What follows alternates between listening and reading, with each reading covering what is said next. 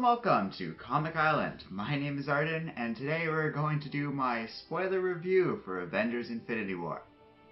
So it's been a few days since I've recorded my spoiler-free review of this movie.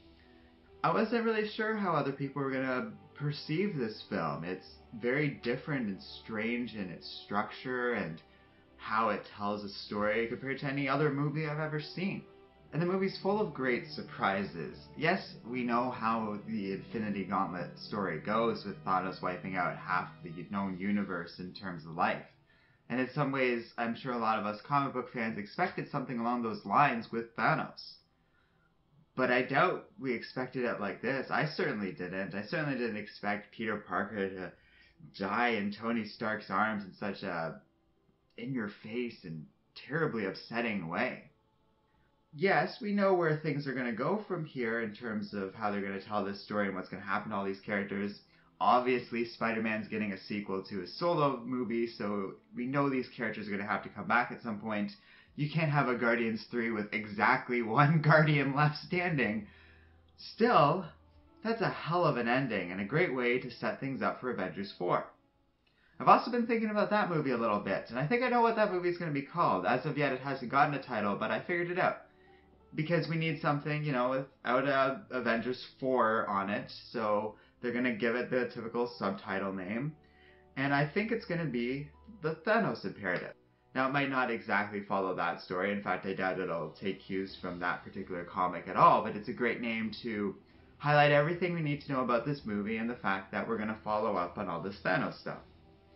Where it goes from here, I don't know, but it's a great idea to have left the core three Avengers, Thor, Captain America, and Iron Man, all still standing. So they're going to really be driving home this ending, which is probably because it's going to be their last ride. And after that, we're going to transition into different Avengers and new content for a while.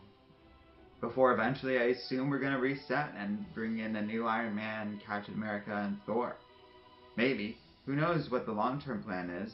The other thing that might happen, given how successful stuff like Black Panther is, how awesome Doctor Strange was in this movie, and how great Spider-Man is right now, they might just transition us fully into just moving on with new heroes after this, and let characters like Black Panther, Spider-Man, maybe even Vision, Scarlet Witch, and some of the others who have taken a back seat up until now take the front wheel of the Avengers initiative.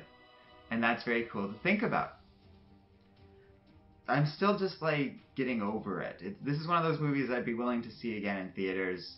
We'll see if I actually bother to do so, if the opportunity comes up with my friends or whatever. Yet if it doesn't, that's fine. I will eventually watch it again one way or another, maybe when it comes out on Netflix or something, because it's just so good. I honestly think this is my favorite MCU movie yet. Yes, it relies on you having seen at least some of these other movies to get a sense of these characters and who they are.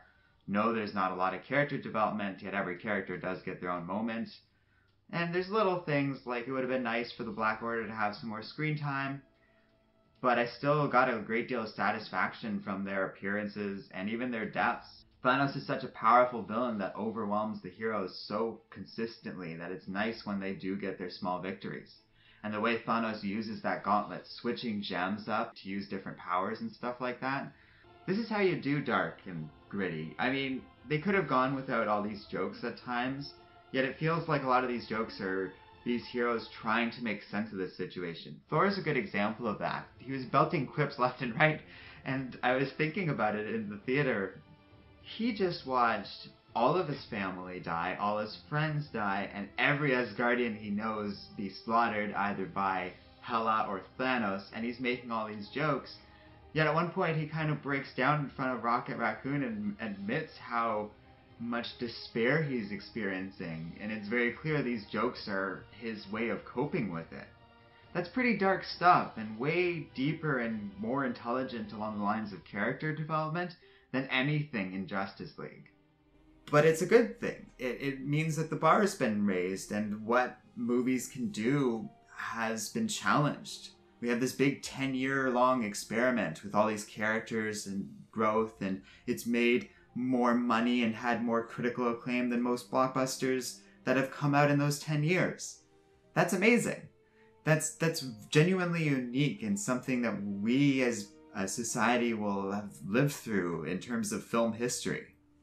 And let's put this to bed for now, because I could talk about it for a long time. There's already so many videos about Infinity War and that sort of thing out. So I'll leave it here. We're not going to make a million more videos on Infinity War and that sort of thing. You've gotten my sense of what's going to happen next, titles and all that sort of business, my feelings on the movie and that sort of thing, and now we're going to move on. Bendis is coming out with his Superman comics. We've got more movies coming out this year. Some I'm looking forward to, some I'm not. That Venom trailer came out this week and I have some opinions on that too. So stay tuned for all of that. And thanks for watching. If you like Comic Island, you should check out our Patreon page in the video description below. For only $1 a month, you get to have a say on some of the content we make. Finally, don't forget to like, subscribe, and keep reading comics.